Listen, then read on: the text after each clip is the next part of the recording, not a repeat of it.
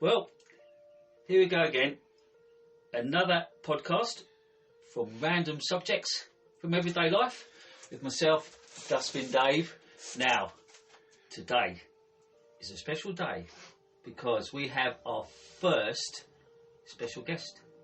Now, folks, would you walk or jog from Land's End to John and Groats?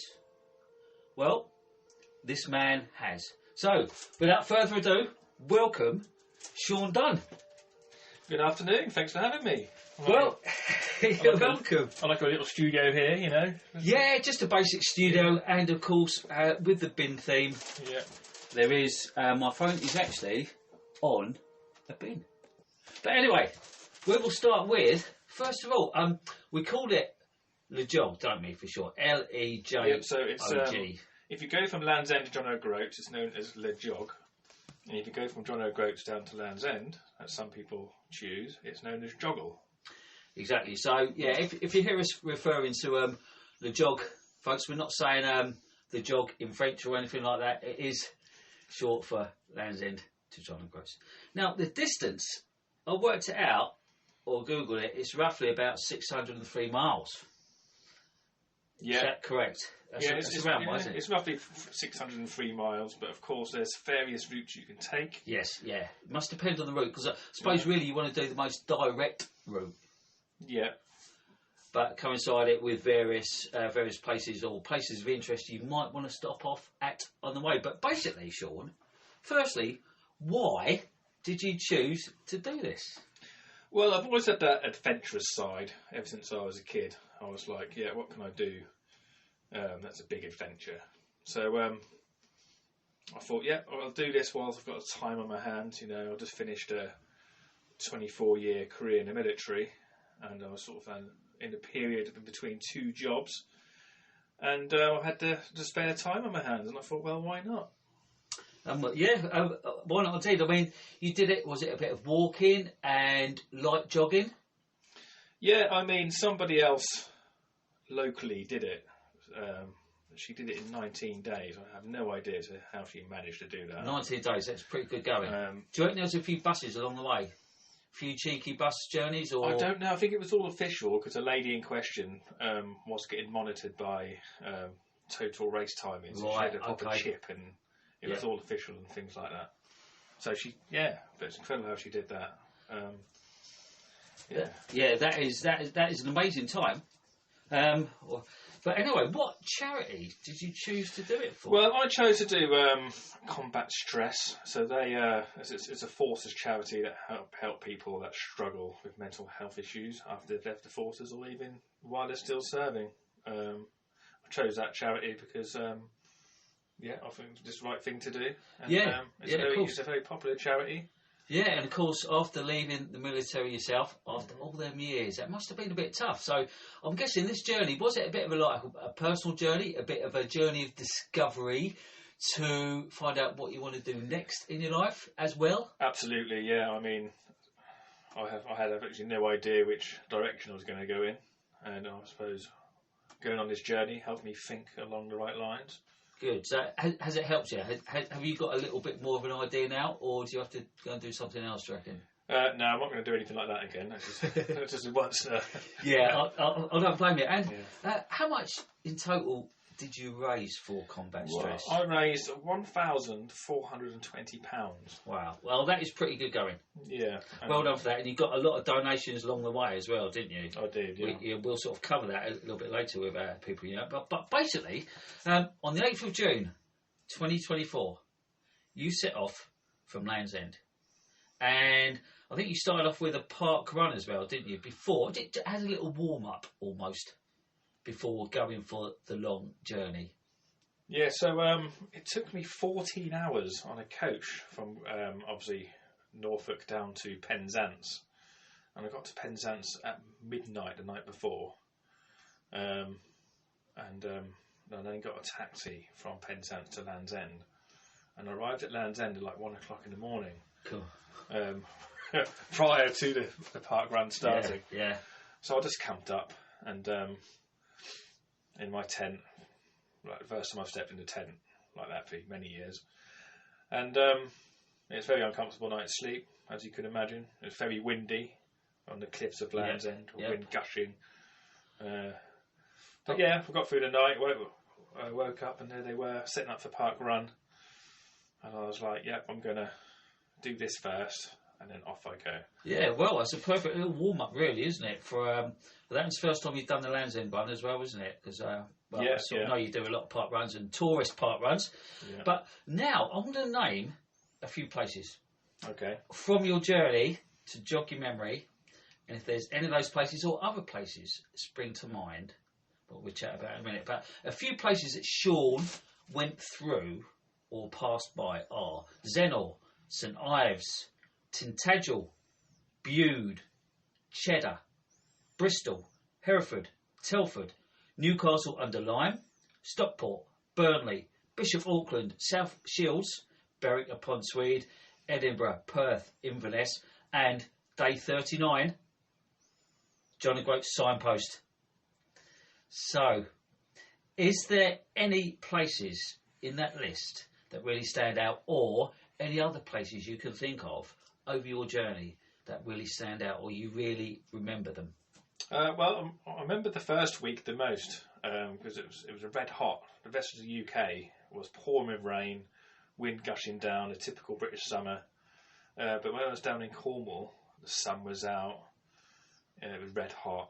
It was just like a perfect summer's week, really. It really stands out as well because it's quite tough, and a few things sort of happened along the way. I met people along the way, and it was a really good week. That stands out the most. It also stands out up in Northumberland.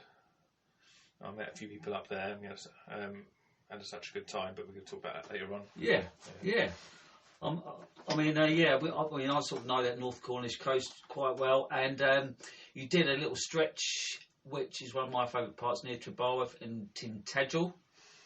And yeah, I remember at the time you sent in the photos, and that looked a scorch of a day. But was that the first time you've been down that area? Yeah, I think so. Yeah, I've been to Cornwall before, but it was South Cornwall. Yeah. So it's the first time you'd and exploring that coastal path as well. Yeah, with all your backpacks and everything. And what about the park runs? Because you pretty much did a park run every single Saturday morning, didn't you? Yeah, so I sort of used that as a milestone. So it was like I finished 1 week, so to celebrate the end of that week and to see how far I've got, I'll do a park run. Yeah. Well, did you have to do much planning for that? To find out whereabouts they were and exactly where they were, and of course, obviously, from where you were staying the previous night, it had to be very near, I'd guess, to the park run location that you'd be thinking of doing the next day. So park runs are all over the UK. So you've got loads of park runs in one area. So you're never spoiled for choice. I did have a plan at the start to do certain ones, but I went out the window after the first week, really. Yeah.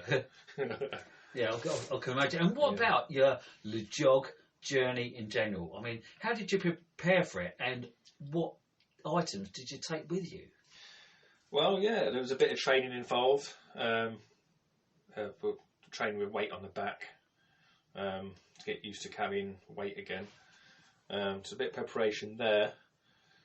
And, yeah. And probably about halfway through, I know England were playing in the European Championships at the time.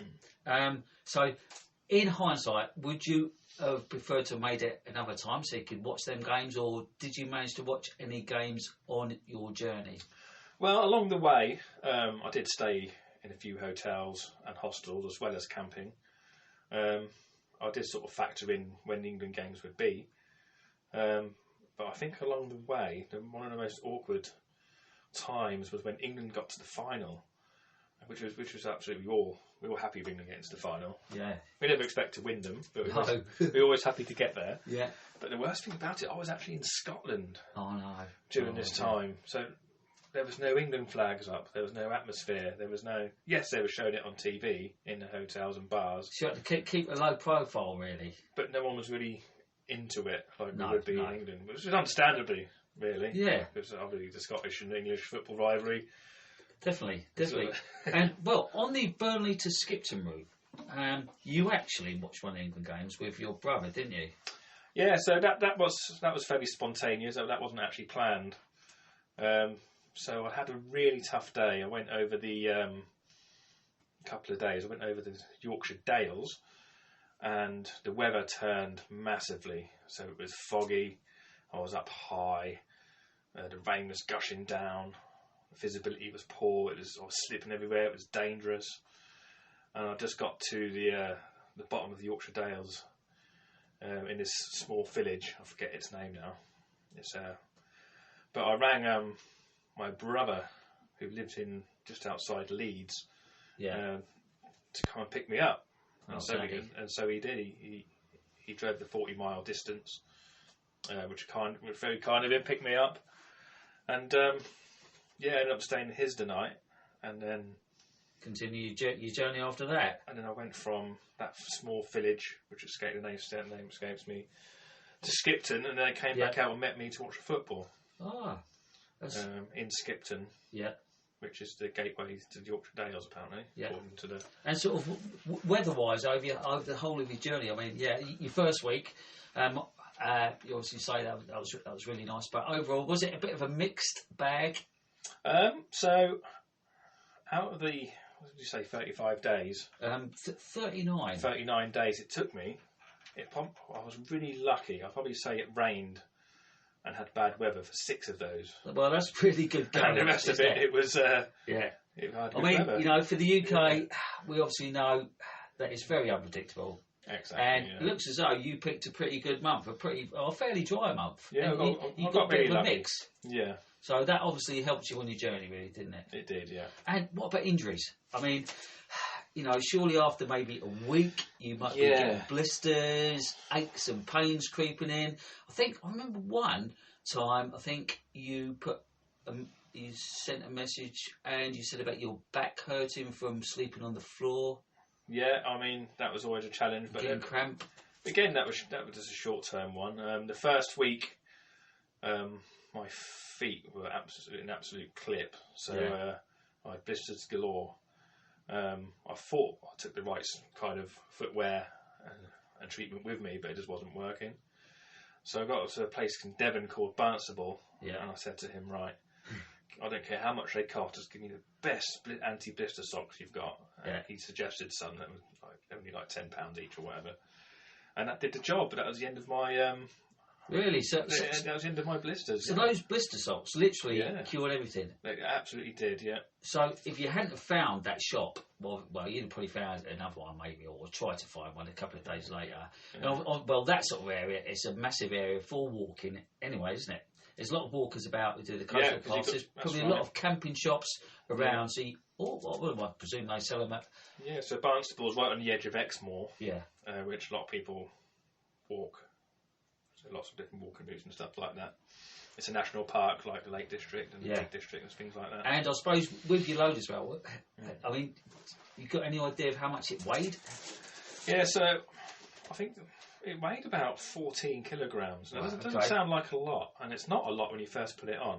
But you soon notice it after a few miles. So when you get about 4, 5, 6 miles in, you start, it starts weighing down on you. And one thing I did laugh at along the journey, I think it was a bit further down the journey, you were chucking random items out of your backpack. Yes. So it got that much. I started throwing things away. Like I don't need that many tent pegs, so. Out they went. I don't need that much underwear. I can wash one, wear one, wash one, wear one. So. Yeah. What happened with your washing? Yeah, so did you use like laundrettes? Yes, I used laundrettes along the route. Yeah, and I also did some hand washing.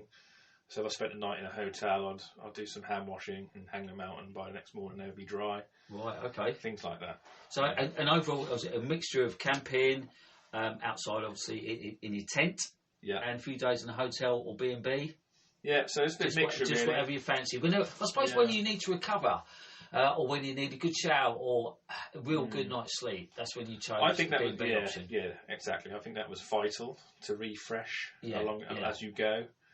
That was definitely important because you just need to refresh. Otherwise, you just get fed up camping every night, and probably wouldn't have finished it, in all honesty. I can imagine. And as for the people along the way, I mean, you must have met quite a lot of people who maybe were asking what you were doing, and I think you've got quite a few donations. The items I had that caught people's attention was actually walking poles. Right, yeah. So I had some walking poles with me, and the first question they ask is, where are you walking to and from? So people would ask me every day because I had walking poles, and I would tell them I'm walking Land's End and John Groats. Then we get talking, and they'd be like, wow, that's great, send me your link for your charity and I'll donate. So, for instance, I met this couple in their 60s from Bromley in South London on the north. I met them on the North Cornish coast. Wow. And just out of nowhere, they just donated £50. I only spoke to them for 10 minutes. So that was a pretty good start, that was, wasn't it? Yeah. And up in Northumberland, there's a family I met. I just sort of like sat down at their table to watch the England game. Yeah. The one where they won on penalties. I can't remember who it was against, Denmark or something. Oh, sweet, I can't remember. We won on penalties anyway. And Holland, wasn't it? Holland. Was it Holland? Yeah, Holland in the semis. Was it Holland? I think so, yeah. We won on penalties, and we just got talking, and then we ended up donating as well. So there's like 4 people there. And of course, there's that motorbike company as well. Oh. Donated like over £100. Cool, that was good. Yeah, so you got some good, met some good people. Are there anyone who you still keep in contact with? Yeah, so that family who I met up in Northumberland, up north, I'm still in contact with them on social media. One of them, Simon, he's a professional photographer, so he messaged me a few weeks ago when I was doing the Great North Run. Oh, right. And he was like, same way he was taking pictures from and stuff like that. Yeah. God. Well, and look, were there any days, though, throughout all this journey, on those rainy nights, those nights in your tent when you're aching, your blisters are hurting, or before you got the treatment anyway, where you thought, right, I've had enough? Yeah, I mean, when you're on your own for that long amount of time, you start getting your own head, don't you? So there were days where I felt like that. There was a place, Perth in Scotland. Yeah. Not Australia, fortunately, but yeah, Perth in Scotland. Yeah. I got there and I went to bed that night thinking I was getting a train home the next day. Right, yeah. Because my right knee was just getting shooting pains throughout the night. And I just went to bed thinking, yeah, that's me done. I'm just going to get a train back tomorrow. And was that in Perth, you say? In Perth, in Scotland. Perth. So you still, how many miles do you reckon you were from the finish? From Perth? Still quite a long way. Yeah, I thought quite a little way. Yeah. It was a stretch from Edinburgh to Perth, which is about 30 odd miles, and it really took out of me that day. Yeah, I can imagine. And I was like, right, I've had enough now. Don't blame you. But I woke up the next morning and was like, no. And you felt alright? No, I'm going to push through this to the end. I've got this far. And I just want to set an example to the younger generation that you should never give up. Yeah, yep. Well said. And of course, the terrain itself. I mean, you had all sorts of terrain, didn't you? Had the cliffs and a lot of uphill times and a lot of muddy areas, etc. So that must have been tough. Just getting through them. Yeah, I mean, it got to the point where I was used to walking up hills. Yeah. So it felt unusual. Obviously, being from the county of Norfolk, it's quite flat, so we're not used to hills here. No, we're not. No. So the first week was like, oh my goodness, there's a hill. Oh no, there's another hill. It takes a while, doesn't it? It takes a while to get used to, like those hills. And after a couple of weeks, it's like, oh yeah, it's another hill. Yeah, that's right. I've always thought, like, if you sort of grow up with hills and everything, then it's obviously a bit easier. It's second nature, really, isn't it? But when you're not used to that, I'm guessing it probably would take quite a few days to get into that terrain and get used to that sort of terrain. In any flat areas, you'd think, oh wow, look, this is just like being back at home. You know, this is quite easy. So, but also, when you got to the end, how did you feel when you saw the John O'Groats sign? And because, like, we both do running and park runs, etc., and long distance runs, and I was thinking it's always nice to have that finish line in your mind. So when you finally see that finish line, when you saw that sign, what did you think? I just thought, yes, it's over, thank goodness. I can imagine. I was leading up to that morning, I had the last 13 miles to do. I was staying in a place called Wick. in the very north of Scotland, and I had the last 13 miles. I was under a bit of pressure that morning. I had to get there by 9 o'clock in the morning, 10 o'clock in the morning, because there was only one bus. Right, yeah. Or that was the only bus that day that took me to the nearest town where I could get a train home, or towards home anyway. So if I missed that train, all that bus, that would have been it. So I had to get to the sign by 9 o'clock in the morning. Right. So I left Wick at 5 a.m, even though I had bed and breakfast. I didn't have the breakfast because I wanted to get to the sign in time. But I got there in plenty of time, and what was going through my head was like, how am I going to, how am I going to finish this? Should I take a video? Should I celebrate it somehow? But once I got there, I just took a quick video. There was literally nobody about apart from one person picking litter. All the cafes and shops that are up there were all closed.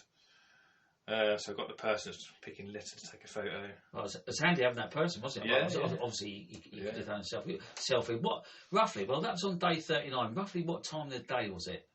Yeah, like I said, it was like first thing in the morning. First thing in the morning, yeah. It was like, I got there like 8 o'clock or something. Yeah.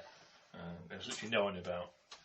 And, it felt really good to finish. And afterwards, what did you do afterwards? Did you head to a hotel?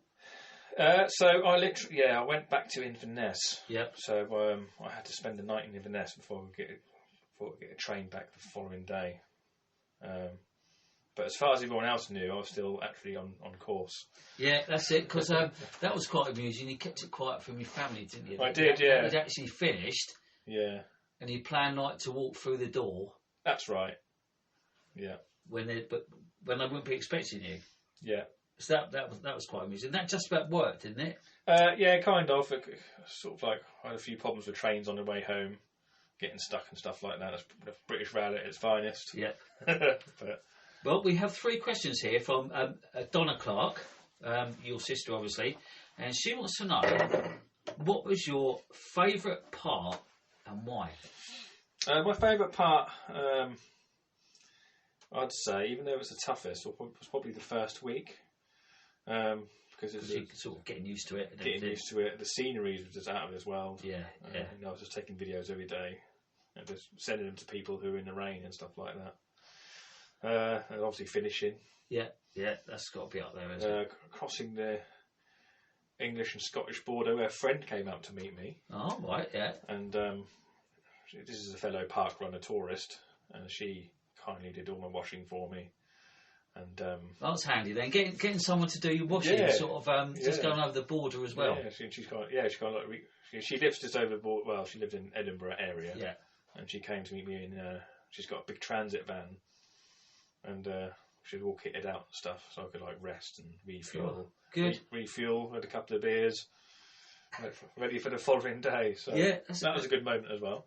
Yeah, definitely. And did you like? Did you do any light jogging? There was a bit of light jogging as well, wasn't it? And walking.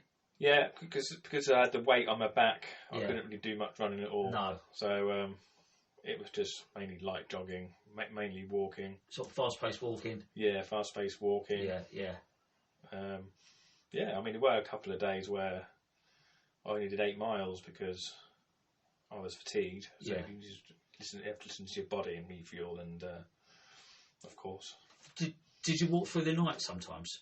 In the dark, or as soon as it got dark, did you set up camp for the night? Yeah, so I think the latest I walked would have been going through the Grampian Mountains, that are in Scotland. Yeah. I did put a quick video on Facebook and saying hello. Don't you remember it? Yeah. That was actually quite late. That was 10 o'clock. That was 10 o'clock at night, and I actually camped down about midnight that night. Cool. Because obviously it's lighter up north, isn't it? Sometimes, and I was up again at like 4 or 5 o'clock at first light. And back on track again. Back on track, trying to get to the next place. It's amazing. And Donna also wants to know, what was your least favourite part of your journey? I reckon, probably when I almost gave up, I suppose. It would have been the least favourite part. The shooting pains I had in my knees. Would that sort of be the toughest part for you as well? Yeah, overall? Probably, yeah. And, but I enjoyed it all overall anyway. Yeah. So, yeah. So, overall, out of 10, how would you rate your Lejog experience? Oh, it's got to be like a definite 10. Well, it's once in a lifetime opportunity, really, isn't it? Yeah, I'm just glad I had the resilience and the right mindset to finish it off. Yeah, well, that is a good place to finish this podcast because, that was an amazing journey, Sean, and I think that deserves a little round of applause. There we go. Got a little round of applause from the studio guests here. Well, we haven't really got everyone. Effects coming well. But overall, Sean, that was an amazing journey. Covering all that distance, you got some great memories, some great photos, some great video footage, and of course, it was a great course. Combat stress. Yeah. Will you be have you got anything else planned in the future? No, I'm going to stick to like marathon. Probably the most I'll do now is a marathon. Yeah. Which I've got Chicago in a couple of weeks, which is my second major marathon. But looking forward to that. Well, yes, that will be good. Yeah, you've done a few marathons now anyway, haven't you? Yeah.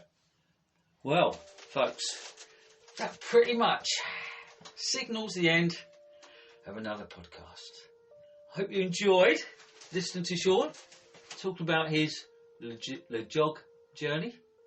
If you'd like to comment or would like to know what a future subject is and would like your comment read out, please email us on binsfantastic2022@yahoo.com.